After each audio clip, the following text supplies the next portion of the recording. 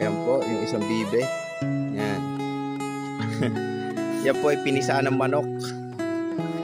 Dahil yung mga kasama niya kinain ng aso, iniwanan siya ng nanay niya, hindi siya nilimliman. Kaya nilagay namin sa naglilimlim na manok. Ayan. Nabubuhay mag-isa. Ayaw niya sumama sa mga malalaking itik. Yan. Ayaw niya sumama dyan. Dahil feeling niya, siya ay sisiw. Sisiw ng manok. Yan lang guys. Ayan po, yung isang bibe. Yan. Yan po ay pinisaan ng manok. Dahil yung mga kasama niya kinain ng aso, iniwanan siya ng nanay niya, hindi siya nilimliman.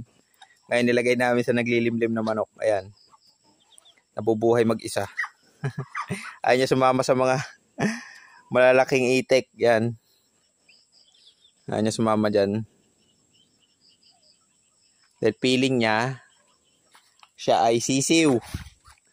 Sisiw ng manok. Yan lang guys.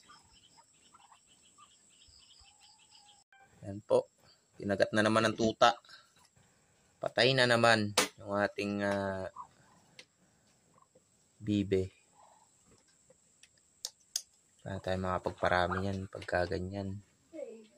After wisyo.